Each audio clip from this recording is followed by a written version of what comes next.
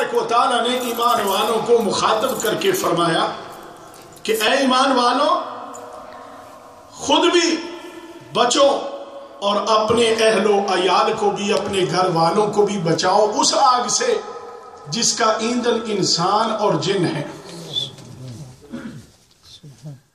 حضرات محترم، جس طرح والدین کے اوپر اولاد کے حقوق ہیں، اولاد کے متعلق کئی ایک بار میں عرض کر چکا، صرف ضمناً عرض کروں گا۔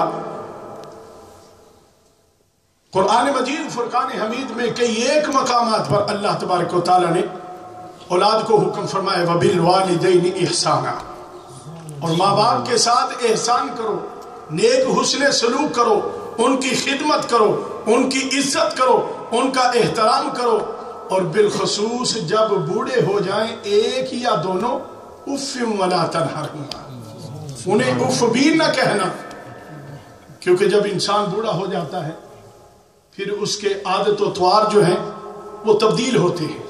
کئی آپ نے دیکھے ہوں گے بزرگ حضرات، ان کی عادتیں بچوں کی طرح ہو جاتی ہیں، اور ایک بات کو بار بار دہرانا، اور کئی دفعہ ایسی بات کہنا جو شاید ہو سکتا ہے کہ آپ کے دل میں اچھی نہ لگے، لیکن اللہ تبارک و تعالیٰ کا حکم ہے، قرآن کا حکم ہے اف ولا تنہرہما، جب وہ بڑھاپے کو پہنچ جائیں ایک یا دونوں تو پھر انہیں اف بھی نہ کہنا، کہ ہو سکتا ہے تمہارے اف کہنا بھی ان کی دل کی آزاری ہو، انہیں وہ بات گوارا نہ گزرے، تو جب ان کو اچھی بات نہیں لگے گی تو پھر آپ کے لیے، کیونکہ وہ بالوالدین احسانہ، تم نے ان کے ساتھ احسان کرنا ہے، عزت کرنی ہے، احترام کرنا ہے، تو بالخصوص جب بڑھاپے کو پہنچ جائے ان کی خدمت کریں، جس قدر ہو سکے ان کے ساتھ اچھا برتاؤ کریں، نرمی کے ساتھ، عاجزی کے ساتھ ان سے بات کیجئے۔ حضرات محترم، زمانہ اسلام سے پہلے قرآن مجید فرقان حمید کی آیات مقدسہ سے ہمیں پتہ چلتا ہے کہ زمانہ اسلام سے پہلے لوگ اپنے بچوں کو ذبح کر دیا کرتے تھے، انہیں قتل کر دیا کرتے تھے، اپنے اپنے معبودوں کے سامنے ان کی قربانیاں پیش کرتے تھے، کیونکہ ان کا خیال یہ تھا کہ شیطان نے ان کے دل میں وسوسے ڈال دیے تھے، یہ بات ڈال دی تھی کہ یہ جو لوگ قربانی کرتے ہیں، اونٹ کی قربانی کرتے ہیں، بکرے کی قربانی کرتے ہیں، گائے کی قربانی کرتے ہیں، تو اس قربانی سے تو سب سے زیادہ پھر افضل قربانی یہ ہے کہ تم اپنی اولاد کو ذبح کرو۔ تو وہ اپنے بتوں کے نام پر اپنے بچوں کو ذبح کرتے تھے، بچیوں کو ذبح کرتے تھے، اپنی اولاد کو ذبح کرتے تھے، ان کے گلے کاٹتے تھے، اپنی طرف سے وہ قربانی پیش کرتے تھے۔ قرآن مجید فرقان حمید میں اللہ تبارک و تعالیٰ نے ارشاد فرمایا قَدْ خَسِرَ الَّذِينَ قَتَلُوا أَوْلَادَهُمْ سَفَهًا بِغَيْرِ عِلْمٍ وَحَرَّمُوا مَا رَزَقَهُمُ اللَّهُ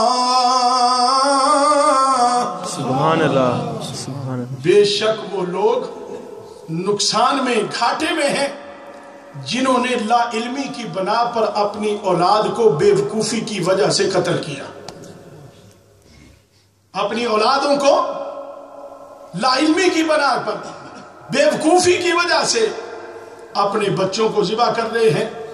کبھی کسی بت کے نام پر قربانی دی جا رہی ہے، کبھی کسی بت کے لیے اپنی اولاد کو ذبح کیا جا رہا ہے۔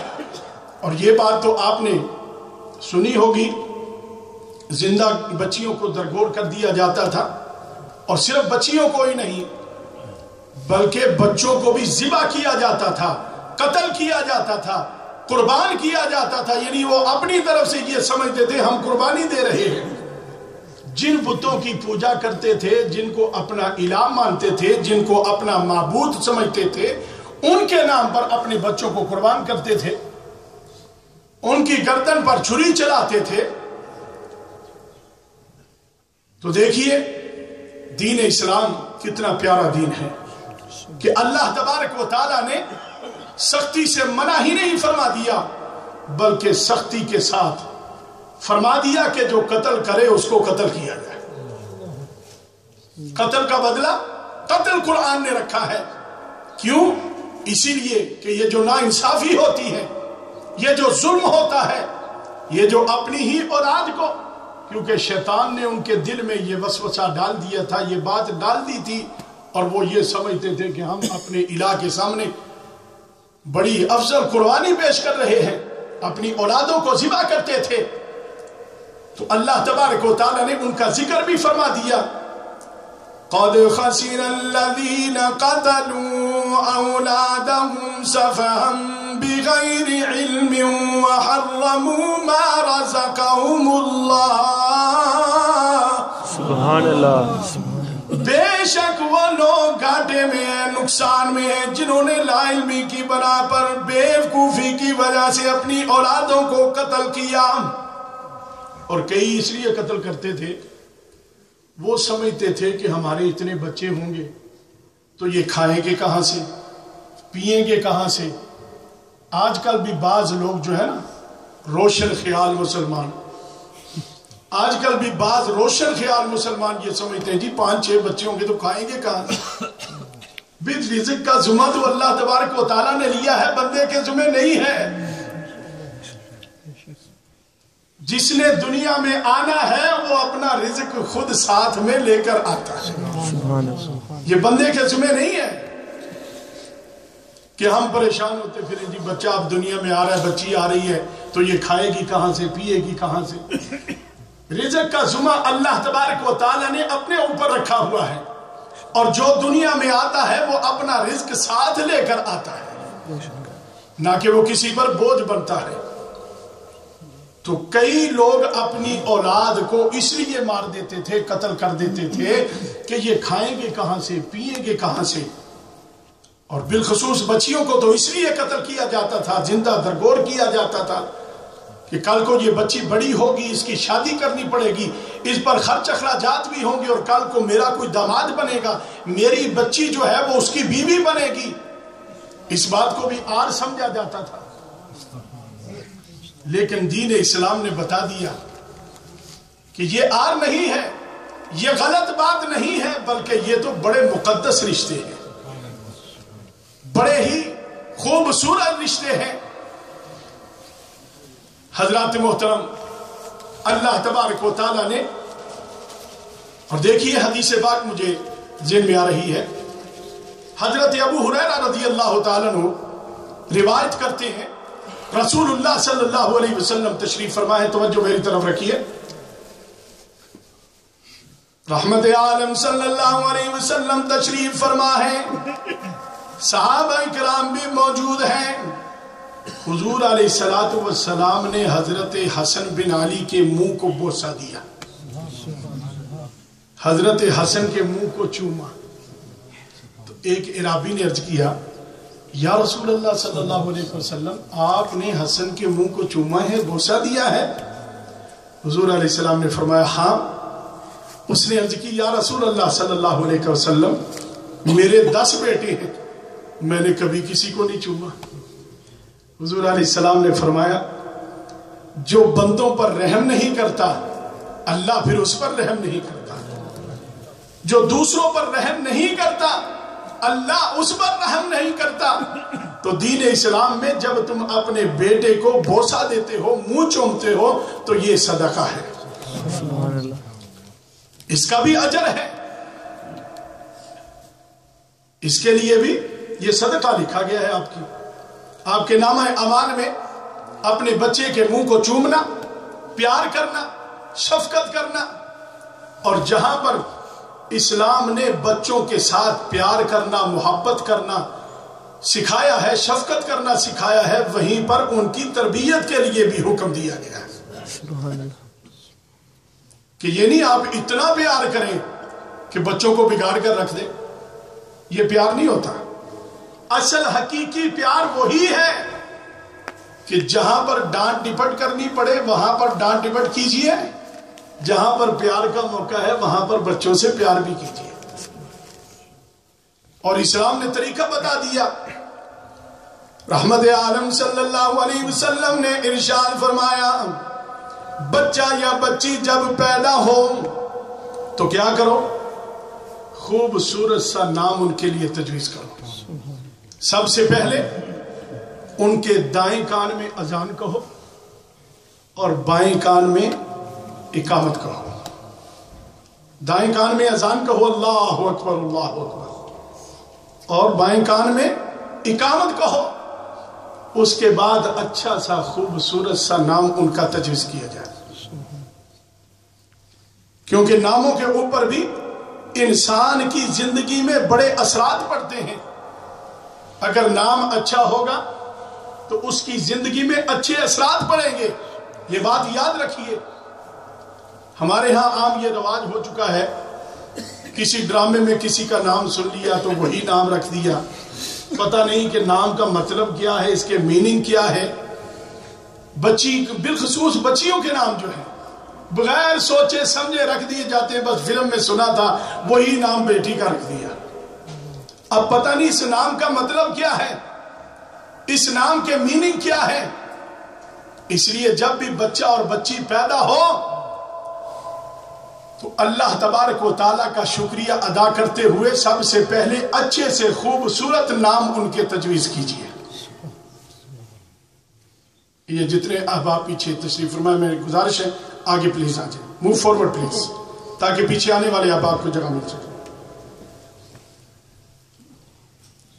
یہ جو بات ہے فلموں میں نام سنا وہی رکھ دیا، ڈرامے میں نام سنا وہی رکھ دیا، تو یہ مسلمان کا شیوا نہیں.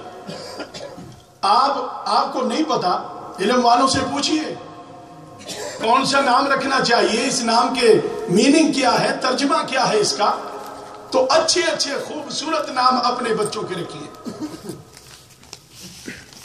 اور جب وہ پھر ان کے کھانے کا پینے کا سارا خیال رکھیے، اور جب تھوڑے بڑے ہوں تو پھر ان کو نماز کے لیے ترغیب دیجیے. 7 سال کا بچہ ہو جائے تو اس کو نماز کے لیے بتائیے. اگر 10 سال کا جب بچہ بچی ہو جائے تو نماز کے معاملے میں ان پر سختی کیجیے. یہ شرعی حکم ہے. تو اس لیے جہاں پر پیار کرنے کا حکم ہے وہاں پر پیار بھی کیجیے اولاد کے ساتھ.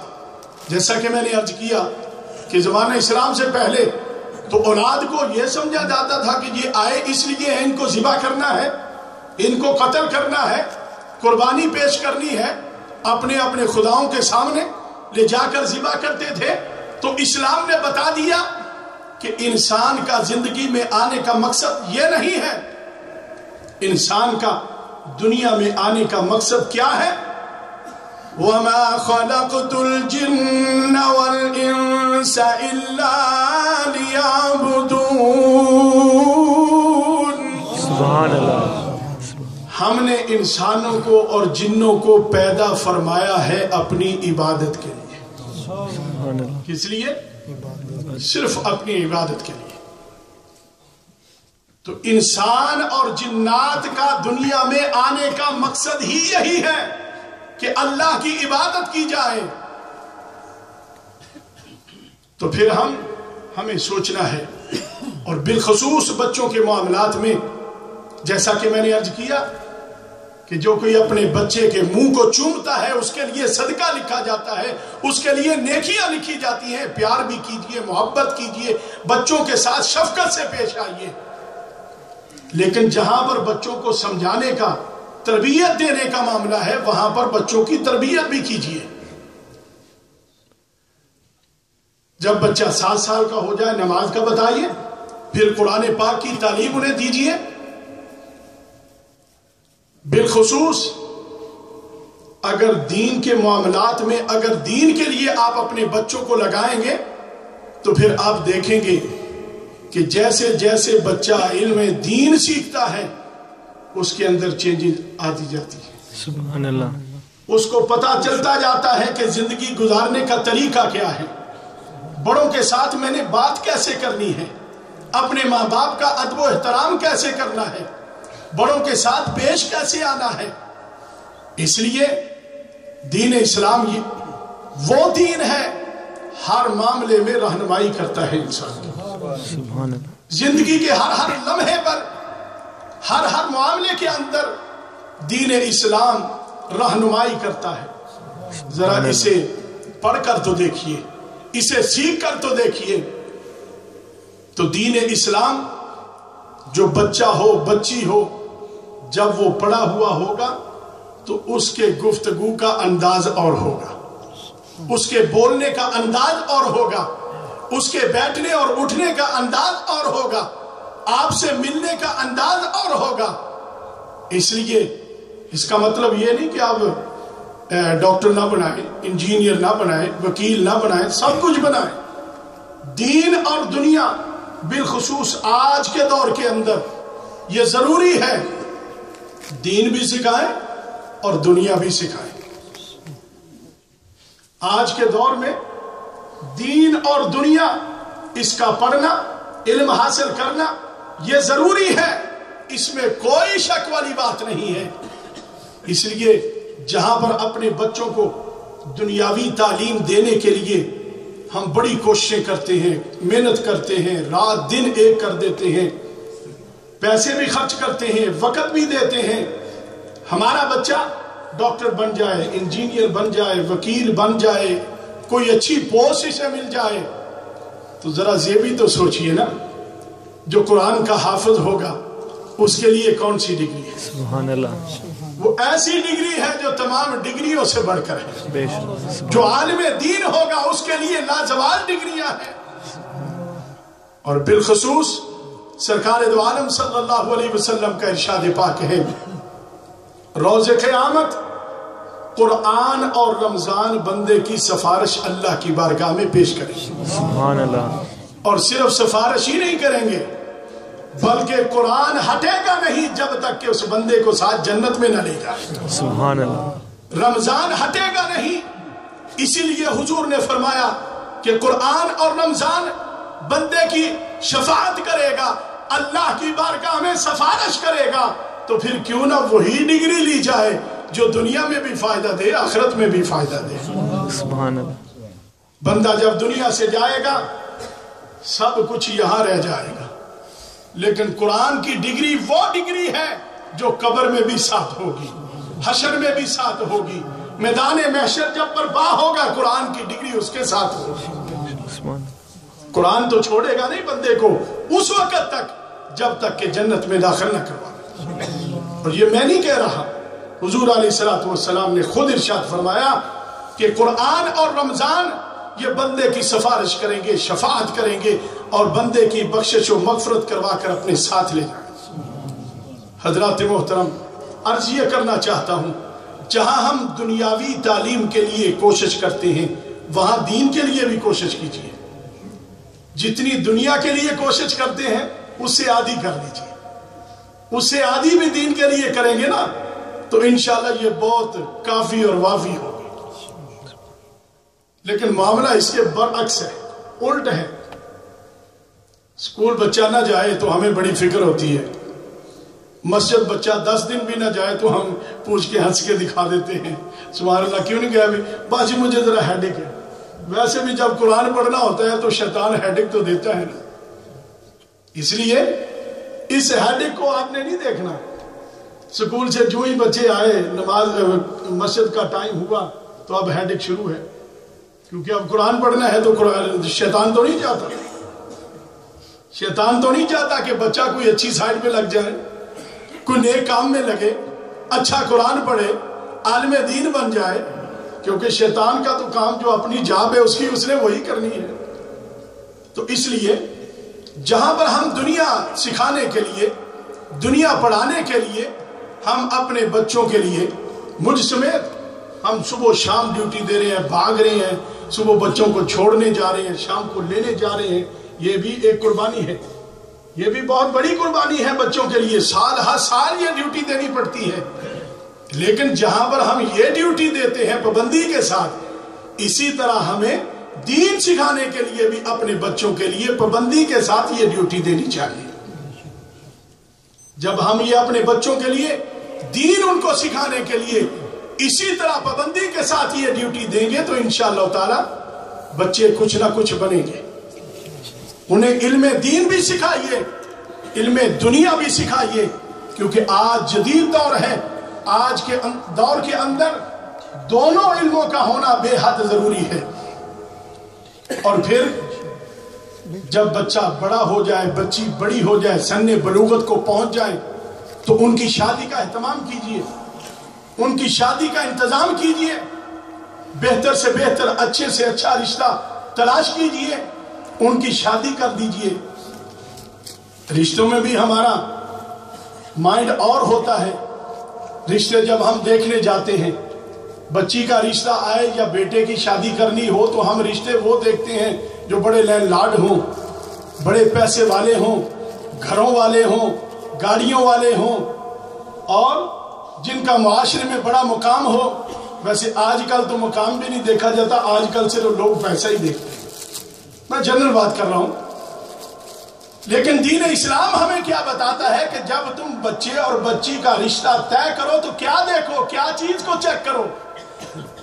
تو اس کے لیے یہی حکم ہے کہ تم یہ دیکھو جب رشتہ کرنے جا رہے ہو تو جس کے ساتھ تمہارے بیٹے کا یا بیٹی کا رشتہ قائم ہو رہا ہے اس میں دینداری کتنی ہے, وہ دیندار کتنا ہے, وہ تقوی اس میں کتنا ہے, پرہیزگار کتنا ہے, نیک کتنا ہے. کیونکہ اللہ کی بارگاہ میں نہ یہ دیکھا جائے گا یہ چودھری ہے, یہ راجہ ہے, یہ فلاں ہے, یہ ملک صاحب ہے, یہ فلاں صاحب ہیں, یہ نہیں دیکھا جائے گا. وہاں پر ایک ہی بات دیکھی جائے گی, وہ ہے تقوی, کہ یہ تقوی میں کتنا ہے. نیک کاموں کے اندر اس بندے میں, یعنی یہ نماز بھی پڑھتا ہے کہ نہیں پڑھتا ہے. ہم نے یہ باتیں کبھی نہیں دیکھی. ہم صرف یہ دیکھتے ہیں پیسہ ہے, بینک بیلنس ہے, مکان ہے, گاڑی بچے کے پاس ہے, BMW رکھی ہوئی ہے جناب, اور کیا چاہیے. تو دین اسلام ہمیں کہتا ہے کہ یہ دیکھو کہ اس میں تقوی ہے. دین اسلام کے بارے میں کچھ علم رکھتا ہے, کچھ جانتا ہے. ہمیں رشتوں کے معاملات میں یہ دیکھنا ہے, نہ کہ ہمیں بینک بیلنس دیکھنا ہے. جی, تو دین اسلام ہمیں یہ کہتا ہے کہ تم یہ دیکھو کہ ان میں بچہ ہے یا بچی ہے, اس میں دینداری کتنی ہے, دین میں ان کو کتنا لگاؤ ہے. اگرچہ سوٹڈ ووٹڈ ہو لیکن دین کے بارے میں معلومات بالخصوص بیسک جو ہے, بنیادی چیزیں تو پتا ہو. نماز بھی پڑھتا ہے کہ نہیں پڑھتا ہے, بچی نماز پڑھتی ہے نہیں پڑھتی ہے, قرآن پڑھتی ہے نہیں پڑھتی ہے, قرآن پڑھی ہوئی ہے نہیں پڑھی ہوئی. یہ سوال بہت کم ہوتے ہیں. دنیا کی تعلیم کے بارے میں پوچھا جاتا ہے اور دنیا کے مال و متاع کے بارے میں پوچھا جاتا ہے, لیکن بڑے افسوس کے ساتھ ہم یہ چیزیں جو پوچھنے والی ہیں, جو دیکھنے والی ہیں, وہ چیزیں ہم نہیں دیکھتے. تو لہٰذا ہمیں دیکھنا ہے, اپنے بچوں کی اچھی پرورش کرنی ہے. حدیث پاک میں ہے, امام بہقی نے بہقی شریف کے اندر روایت نقل کی ہے, رسول اللہ صلی اللہ علیہ وسلم نے ارشاد فرمایا. آخری حدیث پاک عرض کرتا ہوں, غور سے سنیے. رسول اللہ صلی اللہ علیہ وسلم نے ارشاد فرمایا, جب کسی کا بیٹا یا بیٹی سن بلوغت کو پہنچے اور پھر انہوں نے ان کا رشتہ یعنی شادی نہ کی, تو اگر خدا نخواستہ بچہ یا بچی گناہ میں مبتلا ہو گیا تو حضور علیہ السلام نے فرمایا کہ اس کا ذمہ اس کے باپ پر بھی ہے. بیٹی اگر گناہ میں شامل ہو گئی, گناہ میں لگ گئی, گناہ میں چلی گئی, تو اس کی والدہ اور اس کا والد بھی اس کے گناہ میں شریک ہوں گے. اس لیے اپنے بچے جب بڑے ہو جائیں, سن بلوغت کو پہنچ جائیں, ان کی تعلیم و تربیت کے بعد فوراً کوشش کیجئے اچھا سا نیک رشتہ تلاش کر کے ان کا رشتہ طے کر دیجئے. یہ ماں باپ کی ذمہ داری ہے, یہ ماں باپ کے لیے ضروری ہے. اسی لیے اللہ تبارک و تعالی جل وعلا نے ارشاد فرمایا, یا ایھا الذین آمنوا قوا انفسکم واہلیکم نارا. سبحان اللہ.